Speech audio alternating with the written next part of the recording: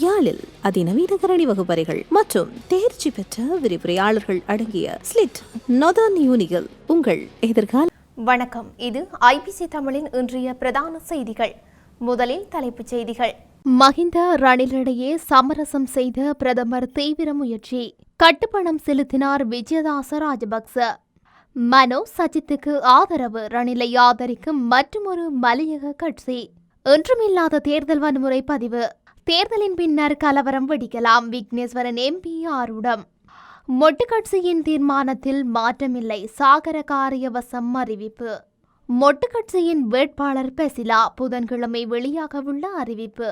Hamas அமைப்பின் தலைவர் படுகொலை. இலங்கைக்கு காத்திருக்கும் நெருக்கடி. தொடர்பான விரிவான செய்திகள். ஜனாதிபதி ரணில் விக்ரமசிங்கவிற்கும் முன்னாள் ஜனாதிபதி மஹிந்த ராஜபக்சவிற்கும் இடையில் அரசியல் ரீதியில் ஐக்கியத்தை ஏற்படுத்துவதற்கு பிரதமர் தினேஷ் குணவர்த்தன தீவிர முயற்சிகளில் ஈடுபட்டுள்ளார். இரண்டு தலைவர்களுக்கும் நெருக்கமான அரசியல் வட்டாரங்கள் இதனை தெரிவித்துள்ளன.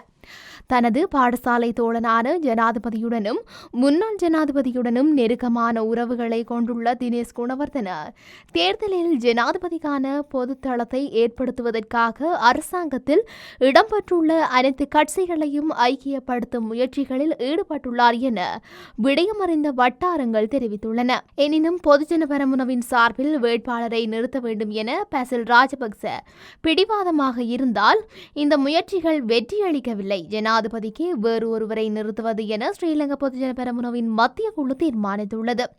தேர்தல் கூட்டணியொன்றை ஏற்படுத்துவதற்காக பிரதமருக்கும் ஜனாதிபதிக்கும் முன்னாள் ஜனாதிபதிக்கும் இடையில் சந்திப்புகள் ஏற்பாடு செய்திருந்தனர். இருவரையும் ஐக்கியப்படுத்தும் முயற்சிகளை பிரதமர் தொடர்கின்றார் என விடயமறிந்த வட்டாரங்கள் தெரிவித்தன. தேசிய ஜனநாயக முன்னணியின் சார்பில் ஜனாதிபதி வேட்பாளராக விஜயதாச ராஜபக்ச கட்டுப்பணம் செலுத்தியுள்ளார்.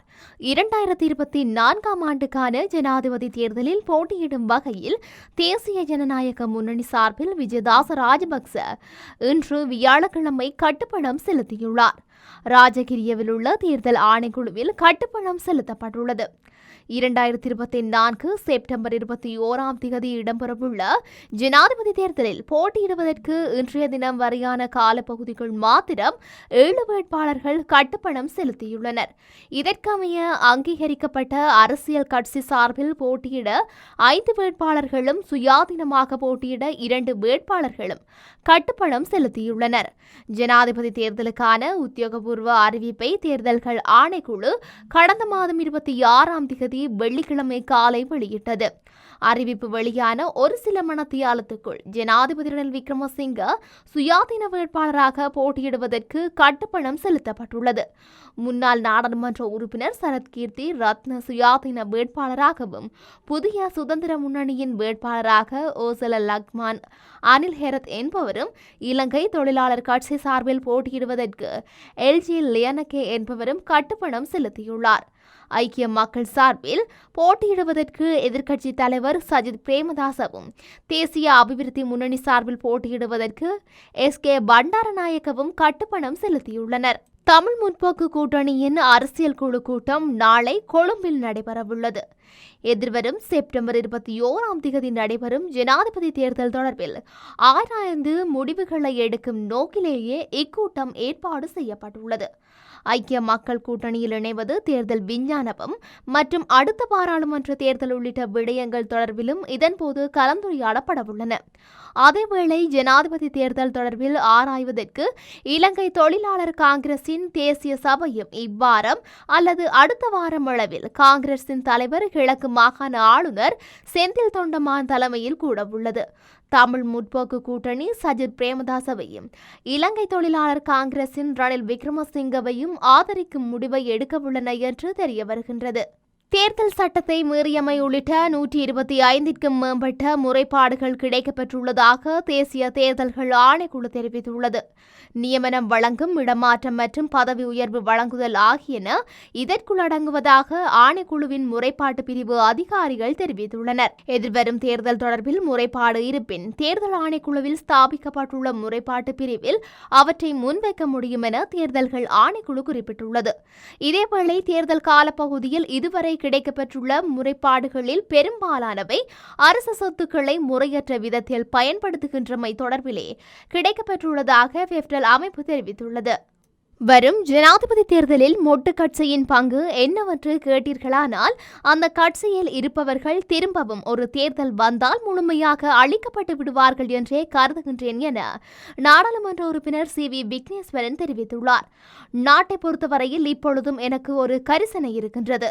ஜனாதிபதி தேர்தலின் பின்னர் நாட்டில் கலவரங்கள் வெடிக்கக்கூடும்.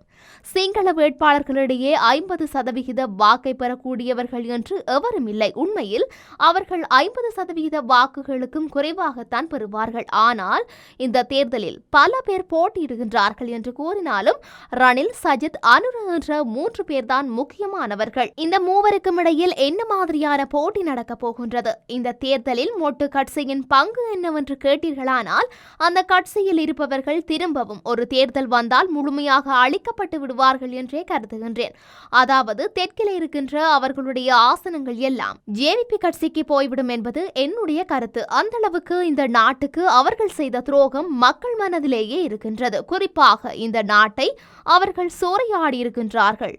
போர் போர் என்று போரின் காரணமாக தங்களை தாங்கள் அவர்கள் வளர்த்து கொண்டார்கள். இவையெல்லாம் மக்களுக்கு இப்போது நன்றாக தெரியும் என்றார். ஜனாதிபதி தேர்தல் தொடர்பில் ஸ்ரீலங்கா பொதுஜன முன்னணி எடுத்த தீர்மானத்தில் எவ்வித மாற்றமும் கிடையாது என கட்சியின் பொதுச் செயலாளர் சாகர காரியவசம் தெரிவித்துள்ளார். எதிர்வரும் ஜனாதிபதி தேர்தலில் கட்சியின் வேட்பாளர் ஒருவர் போட்டியிடுவார் என அவர் குறிப்பிட்டுள்ளார். அண்மையில் ஜனாதிபதி ரணில் விக்ரமசிங்கவுடன் கட்சியின் 92 உறுப்பினர்கள் சந்திப்பு நடத்தியிருந்ததாகவும் இதில் அரைவாசிக்கும் மேற்பட்டவர்கள் இன்னமும் கட்சியுடன் இணைந்திருப்பதாக தெரிவித்துள்ளார். ஆளும் கட்சியின் நாடாளுமன்ற உறுப்பினர்கள் கூட்டம் என அறிவிக்கப்பட்டதன் காரணமாக இவ்வாறு நாடாளுமன்ற உறுப்பினர்கள் ஜனாதிபதியுடனான சந்திப்பில் பங்கேற்றதாக குறிப்பிட்டுள்ளார். ஆளும் கட்சியின் பிரதம அமைப்பாளர் பிரசன்ன ரணதுங்க இவ்வாறு அறிவித்துள்ளார் என சாகர காரியவசம் சுட்டிக்காட்டியுள்ளார். இந்த சந்திப்பின் போது சில அமைச்சர்களும் சில நாடாளுமன்ற உறுப்பினர்களும் ஜனாதிபதிக்கு ஆதரவளிப்பதாக கூறிய போதிலும் பெரும்பான்மையானவர்கள் அமைதியாக இருந்தனர் என அவர் தெரிவித்துள்ளார். எதிர்வரும் 14ஆம் தேதி நண்பகல் 12 மணிக்கு முன்னர் தமது கட்சியின் வேட்பாளர் ஜனாதிபதி தேர்தலுக்கு கட்டுப்பணம் செலுத்துவார் என அவர் குறிப்பிட்டுள்ளார். கட்சியின் வேட்பாளரை தவிர வேறு ஒருவருக்கு ஆதரவளித்தால் அவ்வாறானவர்களுக்கு எதிராக ஒழுக்காற்று நடவடிக்கை எடுக்கப்படும் என சாகர காரியவசம் தெரிவித்துள்ளார். ஸ்ரீலங்கா பொதுஜன முன்னணியில் ஜனாதிபதி வேட்பாளர் யார் என்பது எதிர்வரும் புதன்கிழமையன்று அறிவிக்கப்படும் என ரஷ்யாவிற்கான முன்னாள் தூதுவர் உதயங்க வீரதுங்க தெரிவித்துள்ளார். பிரபல வர்த்தகரும் நாட்டின் பொருளாதாரத்தை கட்டியெழுப்பக்கூடிய ஒரே நபருமான தம்பிக்க பெரேரா மொட்டு கட்சியின் சார்பில் போட்டியிடுவார் என உதயங்க தெரிவித்துள்ளார். இது தொடர்பான அதிகாரப்பூர்வ அறிவிப்பு வெளியிடப்படும் என அவர் குறிப்பிட்டுள்ளார். மைத்திரி ஆப்பம் சாப்பிட்டு சென்றது போல இல்லாமல் பசில் ராஜபக்ச ரணிலை வெற்றி கொள்வார் என கூறியுள்ளார். அத்துடன் நின்றுவிடாது தம்பிக்க பெரேராவை தேர்தலில் களமிறக்கி அவரை ஜனாதிபதியாக பதவியில் அமர்த்தும் வரையில் பசில் ராஜபக்ச தனது நகர்விலிருந்து வெளியேற மாட்டார் எனவும் நிச்சயமாக தம்பிக்க பெரேராவை ஜனாதிபதி பதவியில் அமர்த்துவார் உதயங்க வீரதுங்க தெரிவித்துள்ளார்.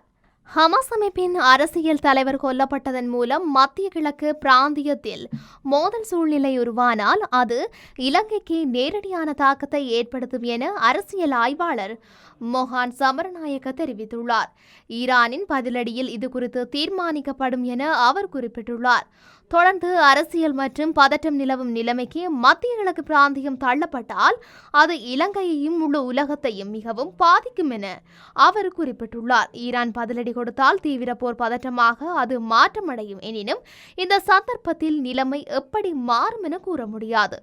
போர் பதட்டம் தீவிரமடைந்தால் அது நிச்சயமாக இலங்கையை நேரடியாக பாதிக்கும். மத்திய கிழக்கு நாடுகளில் 65% எண்ணெய் வளம் உள்ளது. போர் மூண்டால் மத்திய கிழக்கு நாடுகளை நம்பியிருக்கும் உலக நாடுகள் எண்ணெயை மிக பெரிய தொகையை தயார்படுத்த வேண்டிய நிலை ஏற்படுத்தும்.